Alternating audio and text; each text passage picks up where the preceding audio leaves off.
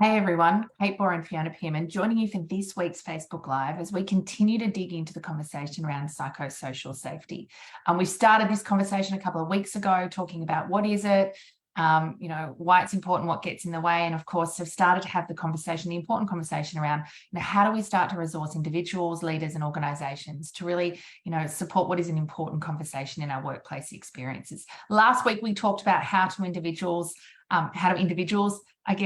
influence, take responsibility for their own psychosocial safety. Of course, there's links to what that means for us as leaders. And today that's the conversation we want to have. Yeah, I think the first piece here is absolutely to become more self-aware. What is it that I do well in this domain? What is it that I understand and I can share? And where is it I maybe need to upskill a little bit?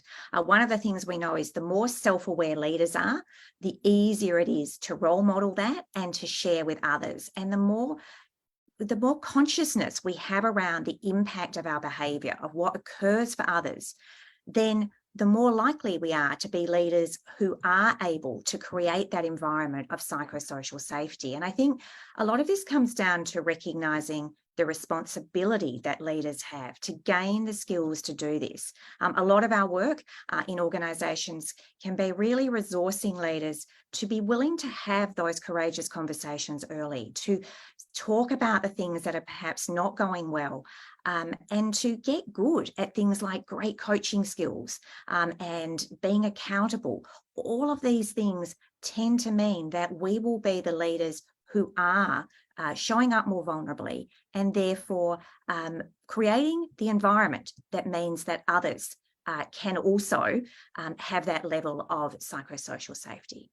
Yeah, I think we can't underestimate the impact and role when we think about psychosocial. Like, leaders are one of the biggest parts of an individual's experience and their social, networking experience at work. And we know, right, the data shows us a lot of people leave leaders, right? They resign, they leave organizations because of their relationship with leaders. And so this is a really critical piece of the conversation. I think the other thing is it's really easy as leaders, multiple responsibilities, multiple things we need to execute.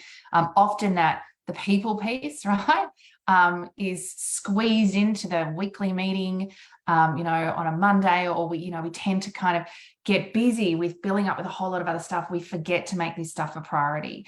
And so I think just this piece of recognizing the role that you play in all of your people's workplace experience, how you create psychological safety, how you role model behavior. It's one thing to say something that maybe work-life balance is important, but then if all your behavior is in contradiction to that, then the message they're getting is no, work-life balance is not important, or anything else in that respect. You may say respect is important, but if your behavior is disrespectful, then they're getting mixed messages. So I think this piece around really being aware of your own behavior and the impact that has on others, what it's telling people consciously, what it's telling people unconsciously.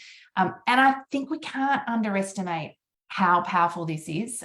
We've been in rooms in the last 12 months. Some of the most powerful transformations we've seen for leaders is not because of what we've shared, right? Models we've shared on courageous communication or, receiving feedback and giving feedback. It's been because they've had space to think about how they're showing up, what's working well, importantly, maybe what's not working well, and making a choice around how they can do things differently. So I think this awareness and this responsibility piece and the recognition of the influence and impact I have on my team members, but also, of course, more broadly, right, other employees across the organization is really important one to slow down and to really recognize.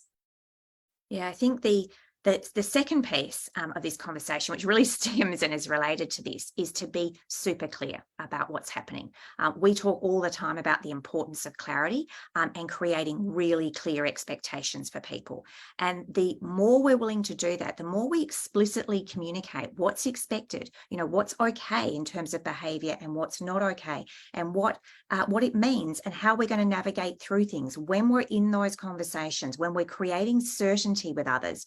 we immediately open up the space for more difficult, more challenging conversations. And when I think, everyone is feeling overloaded, there's so much on our plates, it's easy to get distracted by that and decide that that's what's most important. What we know about humans is if we are willing to clearly define what's needed and support them in that, they're far more likely to achieve what's needed rather than just, feeling as though they're just continually under the pump and not necessarily getting the support they need along the way.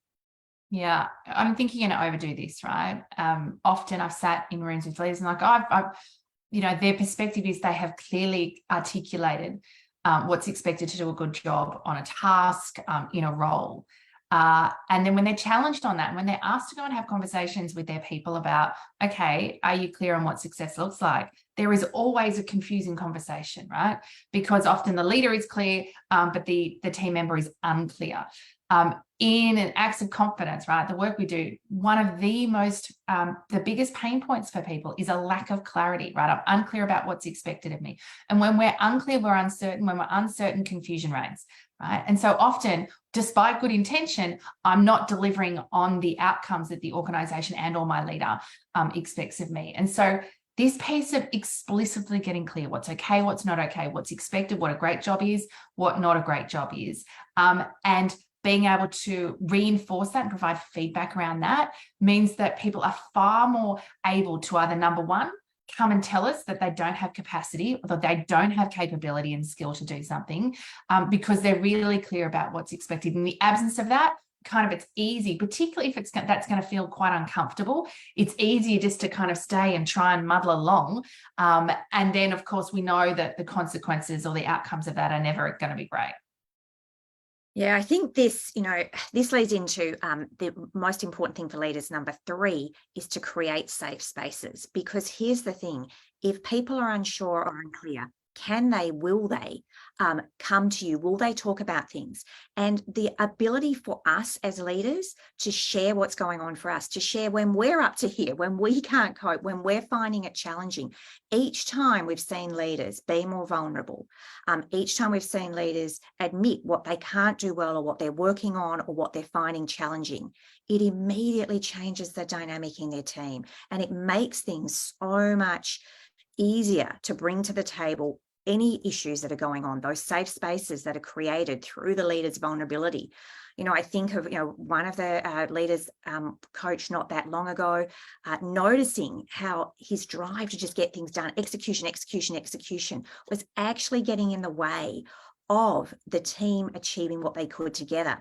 And by slowing down a little bit, by creating this space, by being willing to talk about what was not going so well, the team actually came together, found solutions, were able to create outcomes together that were better than just that constant driving.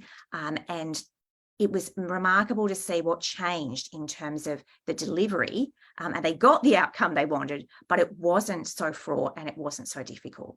Yeah, it's kind of the paradox, right? Slow down to speed up. And it's really easy to squeeze that people part, the communication part into like that 1 hour meeting on a Monday and not give it any air or space over the course of the week. And it's really important. We know that when you do that, we know that when you create open space to have conversations with your people, to ask questions, to not make assumptions, to show up to those conversations curious, and being prepared to say, hey, where are you at? What help do you need? What clarification do you need? That immediately that gives people permission to share what's truly going on. And I think that's, when we think about psychosocial safety, that safety to be able to talk about what's going on, to be able to come up with solutions, co-create solutions, because, most of us all turn up to work every day to do really good stuff for our organizations, to make contributions, all really well intended. It's how we go about doing that, how we go about doing it in a really safe way for everyone. Team, lots to dig into here. It's always a big conversation. Next week, we'll come back. We'll talk about what organizations can do around this conversation of psychosocial safety. If you've enjoyed today's confidence conversation, we'd love to hear from you in the comments below. And of course, if you'd like to dig deeper into all the conversations we've been having around this, head over to our Facebook page.